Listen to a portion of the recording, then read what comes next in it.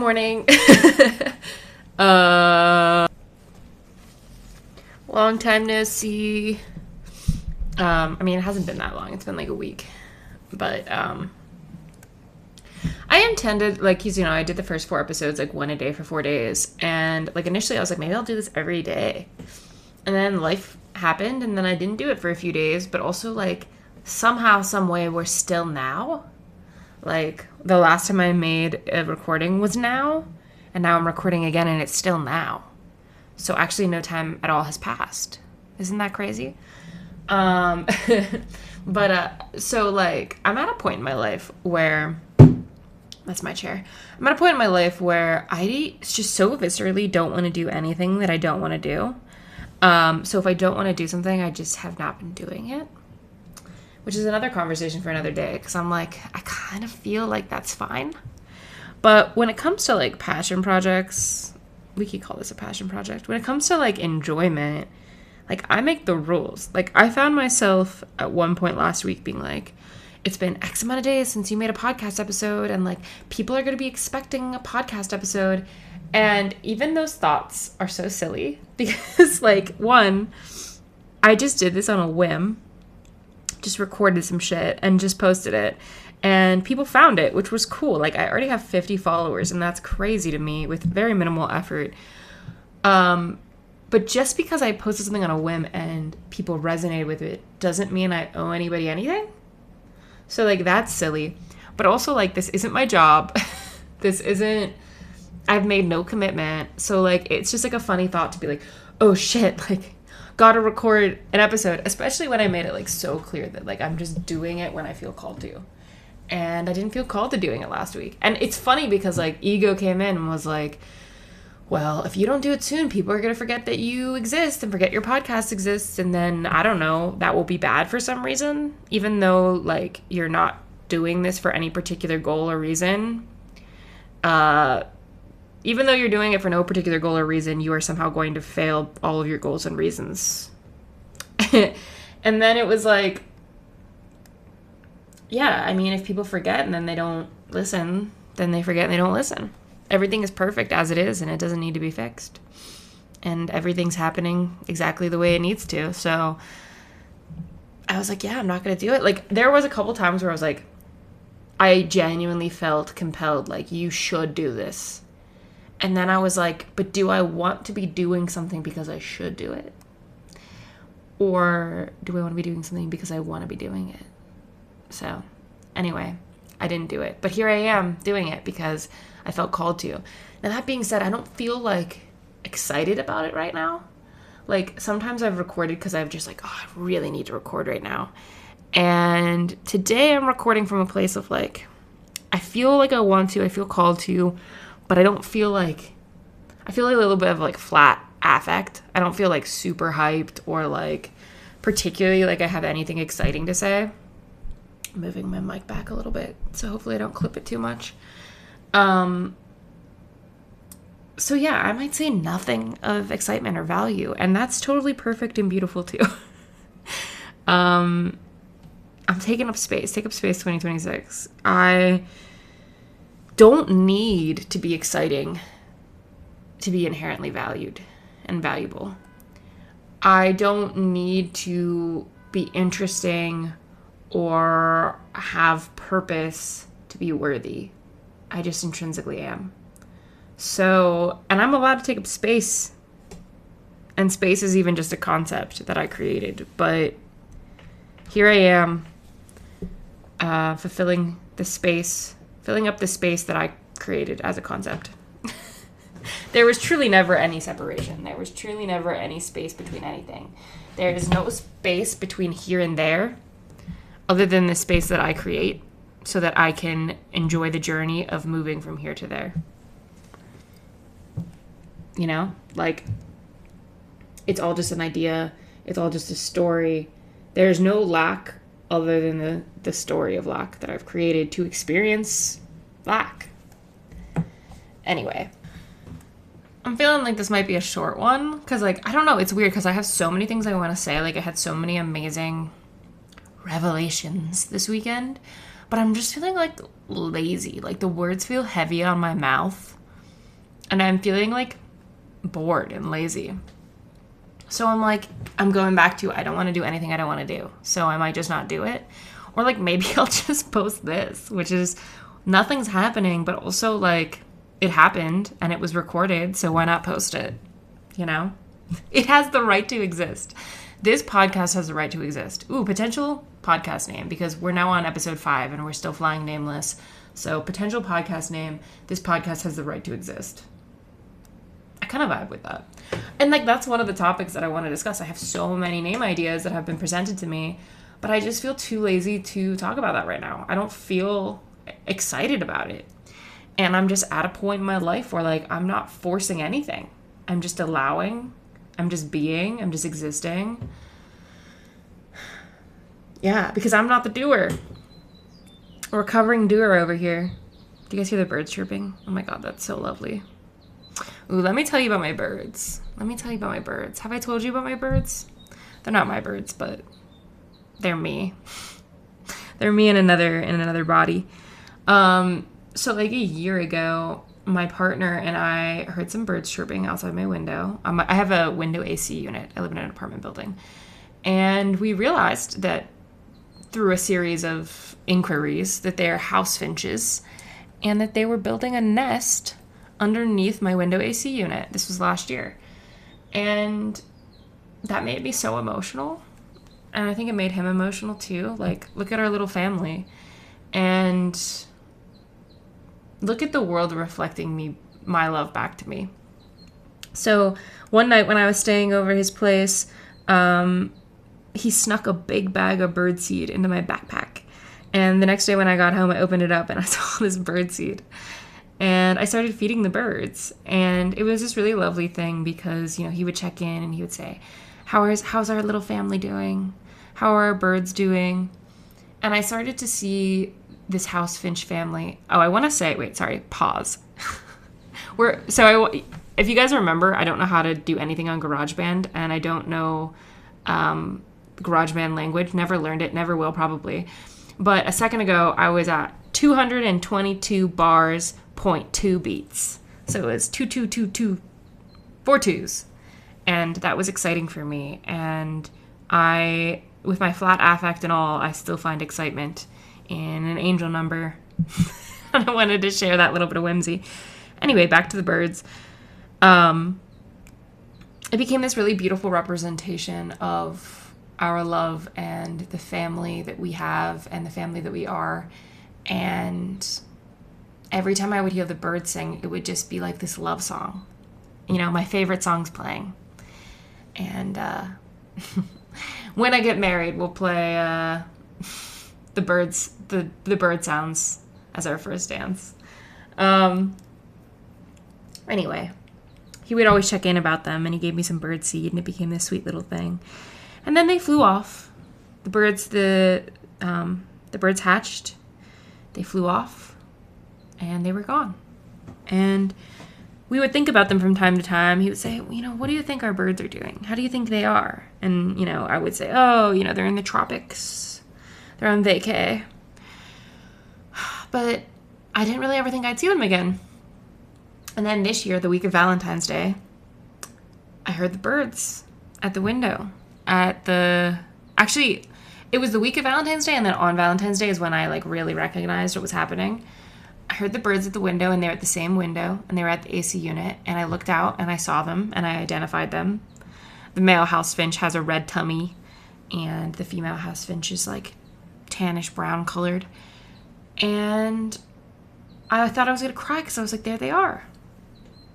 Our little family, they came back. Our birds came back. And I actually Googled it, and like that's why they're called house finches, because they find a house and they make it a home, and they come back, and they keep coming back. And I knew it was our birds because I live in an apartment building with hundreds of windows, and they came back not only to my apartment, but to that window. And so I've been feeding them. We joked about getting some worms for them, but I've been giving them some of the seed, although I'm like randomly sentimental about everything. So even this like old bag of birdseed, I'm like, I can't let it finish. I have to buy new birdseed and give them the new birdseed and save the old. For what? For sentimentality, that's why. Life is rough when you're an empath. Life is rough when you're a sentimental girly, but I created a system because I used to be so sentimental about things and stuff, and it created this weird attachment that I don't know. I don't think it was very healthy. And so I started to take pictures of things because you can keep the picture forever. So it's like I can take a picture of the bird seed and I can feed them the seed and it can be in their tummies and that can be really beautiful. Like the seed came from my partner. He gave it to me. I gave it to them. It lived in their tummies. They pooped it out, composted back into the universe. The cycle of life. Everything's beautiful. But anyway, they sing for me not almost every day, literally every day. They sing all day, like every day. And they have a new nest underneath my AC unit, and I love watching them. I love watching them so much. It makes me so emotional. Because I feel like they're singing for me. They are singing for me. And there's been times where I've been crying or I've been really down, and then I hear them singing, and I'm like, all is well. All is well. That's been my new mantra recently. I got it from Robert Adams. Shout out Robert Adams. Drop in the comments if you know who Robert Adams is. He's very to the point. Very interesting. Shout out Sierra for introducing me to Robert Adams. Give him a YouTube search. I will say that his whole thing is that like physical reality is an illusion. And it can be a little trippy if you are not ready for it. So only go there if you feel called. But also all is well and all is perfect in every moment. And whatever you end up doing is going to be the right choice for you. But yeah, all is well. All is well. And when I feel like doing, when I feel like fixing, when I feel like something is wrong and the birds start singing, it's a beautiful reminder. All is well. All is love. All is here right now. How did I get on the topic of the birds? I think the birds started singing and they infiltrated my mind, my wandering mind already. Gave me an excuse to wander a little bit more. But if I don't label it wandering, was I wandering? Or was I following a perfectly laid path? For all you know, I had a perfect plan, and that was a part of the perfect plan. I'm only wandering if I label it wandering. I'm only lost if I say I'm lost. But I'm not lost, and I'm not wandering. Because I'm not labeling it that. This podcast is so perfect. That's why I don't need to edit it. That's why I don't need to plan anything. That's why even though there's a little part of my ego or the ego, I won't identify with it. I won't call it mine.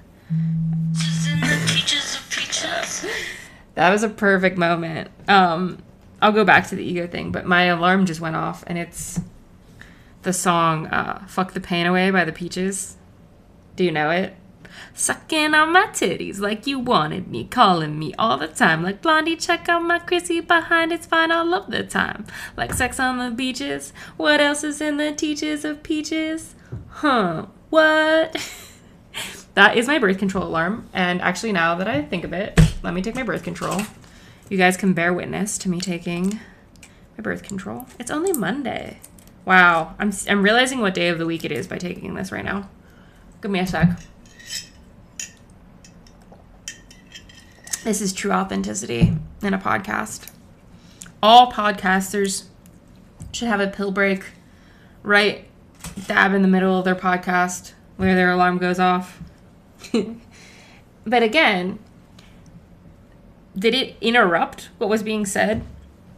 Did it interrupt my train of thought? Or was it perfect? Anyway, I was saying the ego. What was I saying about the ego? Oh, that was very funny timing, because what I was going to say is there's like, the ego is like whispering in my ear saying, this podcast is boring as fuck. What are you talking about? Birds and birth control? You don't even sound excited. You sound bored. Nobody fucking wants to hear this. The only people listening to this are the people who feel socially obligated to, the people who are trying to get something from you, or somebody who wandered upon this, clicked play, and got distracted doing something else, and it's just playing, and they haven't paused it yet. And all that could be true. Here's the thing. Who cares? Who cares? Who cares? That's like so freeing to me. I spent all of my life being so fucking polished, hypervigilant, people pleaser. Like, I'm twisting in my chair and I'm hearing the chair move, and I know that the mic is picking up on all the chair sounds. And like in the past, that would have given me anxiety. I would have hit pause and I would have been like, fuck, I have to re-record that because of the chair sounds. And now I'm like, who cares? Who cares? Look. And not only who cares, but the chair sounds are making it better. That was a beautiful little creak. The chair sounds are, I'm intentional, if anything. But yeah, I spent my life worried about every single potential. How does this person feel about me? How does that person feel about me? Am I annoying them? Am I likable? Am I fuckable? Am I lovable? Am I a burden? Who cares? Everything just is, and I'm part of the all that is. And I can swim upstream. I can fight the current. I can resist. Or I can allow. I can practice radical acceptance. Speaking of which, I really enjoyed that book. I might have to go back and reread. I don't know if you guys have heard of that book. It's called Radical Acceptance. I think it's called like Radical Acceptance, like the Heart of the Buddha or something, or the Buddha, however you want to pronounce it. It's by Tara Brach. And years ago, my therapist gifted that to me. She was like, I just think you'd really like this. And I remember feeling so much love that my therapist got me a book and gave it to me. So like I still keep it close to my heart. And what's funny is I read that years ago. I want to say it was 2020. It was like peak pandemic, and I was reading that book, and it was helping me a lot with my anxiety. And I remember Tara Brach talking about loving awareness, which I think is a Ram Dass term. Ram Dass definitely uses the term loving awareness. Who's to say like who to credit that term for? But I remember hearing about this idea of loving awareness, which comes in many names. You might have heard it as loving awareness. You might have heard it as the observer, consciousness, God, Christ consciousness, Buddha nature. What other names are there?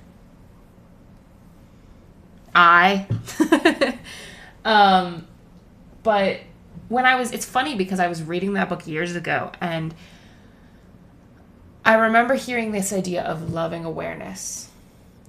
Like the part of me that is aware of me and is watching me lovingly. And I didn't understand it at the time. Not in like a lived way. Like in an intellectual way I got it, but not in like a known sense. But it still gave me so much peace. And then years later I read some of the book again and I was like, oh, she's fucking talking about consciousness. She's talking about how I am not the character. I am not the ego. I am not the thoughts. I am not the feelings. I am the one observing them. I am not Lauren. I am the awareness of Lauren. Or at least I am not only Lauren. Maybe I too am Lauren. Anyway, it's so crazy how like you look back and all of your life is just you leaving breadcrumbs for you to find you. But also you were never lost. You just thought you were because you were labeling it lost. And yeah, the breadcrumbs were always there. Sometimes they're right in your face too, and you just didn't see them or you didn't understand them. You weren't seeing clearly.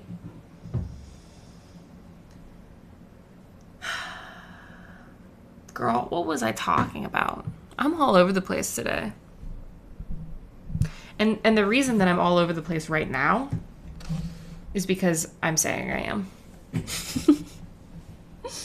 I'm saying I'm scattered. I am the awareness of the character playing the role of scattered. I am the awareness of Lauren being scattered. Oop. I changed now, though. Now I am the awareness of Lauren being disciplined, principled, Right on track. Ooh, this feels good. I'm winning now, guys. I'm winning. But the thing about winning is, in order for someone to win, there has to be a loser. But in my mind, we're all winners. There's no duality. All is love. Yeah, I don't know, guys. I might leave it at that. I don't know what this was. A little bit of complaining, a little bit of bird talk, a little bit of avoiding all the things that I wanted to say today, but just feel too lazy to say. But we got here. We got here because we never left. And there was nowhere to ever get or got or whatever. So isn't that so exciting? How we went nowhere, but we still got there. That's exciting. Yeah, I will say that, like, I have a list of things I want to talk about whenever I actually feel compelled to talk about them. I went on a camping trip this weekend and I learned so much about self and other and love and the interconnectivity of all, and like how separation is an illusion, and presence and nature.